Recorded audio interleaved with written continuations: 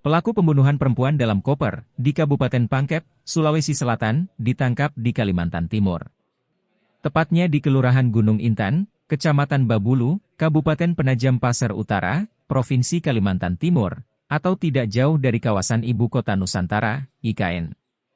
Pengungkapan itu dirilis langsung Kapolda Sulsel, Irjen Pol Andi Rian Erjajadi di Mapolda Sulsel, Jalan Perintis Kemerdekaan, Makassar, Senin 19 Agustus 2024, siang. Irjen Pol Andi Rian mengatakan, pelaku ditangkap tim Resmob Polda Sulsel saat kabur ke Balikpapan, Kalimantan Timur.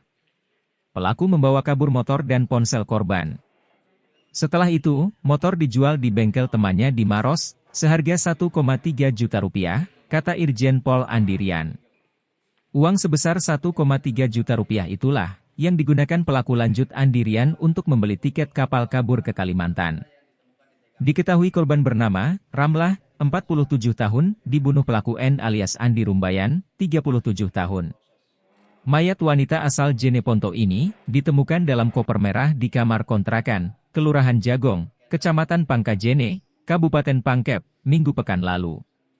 Korban ditemukan pertama kali oleh anaknya bernama Caya.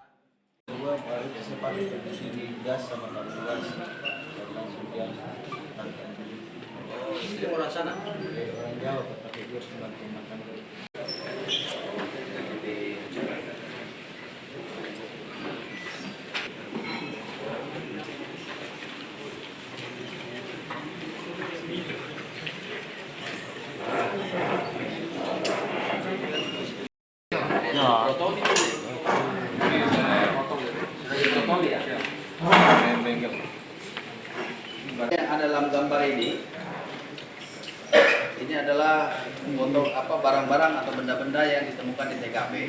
Lagi tidak kita bisa hadirkan di sini karena sudah dilapor, sedang dilakukan proses forensik. Ini ada pakaian dalam dari korban, kemudian celana dari korban, poster ada di TKP. Mungkin saja akan ketemu benda-benda yang tidak kasat mata yang bisa dilakukan oleh teman-teman dari properti milik korban yang dibawa atau dicuri oleh tersangka. Jadi sendiri sekilas saya melihat ini berangkat dari akibat terpengaruh oleh minuman keras. Jadi sebelum melakukan ini sempat pukul dan minum sampai dengan kondisi mabuk. Kemudian dia pulang, bukan masuk ke rumahnya tetapi loncat ke rumah tetangga, di mana posisi korban pada saat itu sedang tertidur lelap. Setelah berupaya mengambil sejumlah uang dan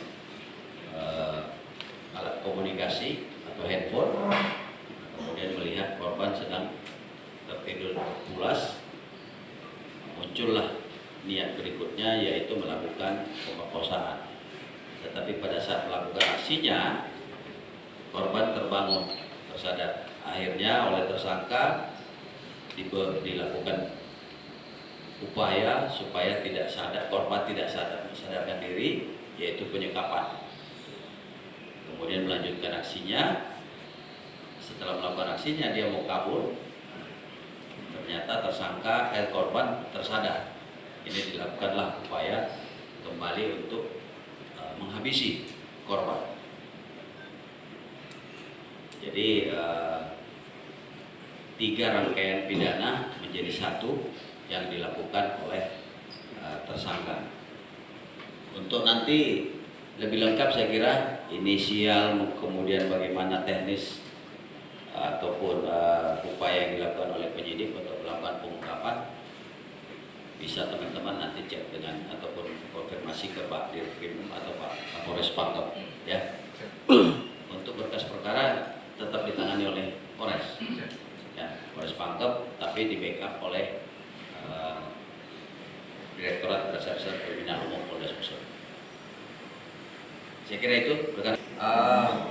Pendalaman terkait dengan latar belakang tersangka ini tentu akan dilakukan oleh penyidik, ya, tentu akan dilakukan oleh penyidik. Tetapi terkait dengan motif saya kira jelas ini berawal dari niat untuk mencuri, ya, merampok barang-barang milik korban, kemudian berkembang menjadi perkosaan, kemudian yang berakhir karena tersadar akhirnya dibunuh, melakukan pembunuhan terhadap korban.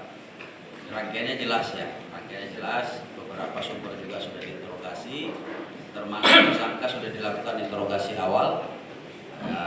Kira-kira sekilas jalannya peristiwa seperti itu, ya. Untuk apakah yang bersangkutan atau tersangka ini pernah terlibat pidana lain atau perbuatan lain nanti akan didalami oleh penyidik.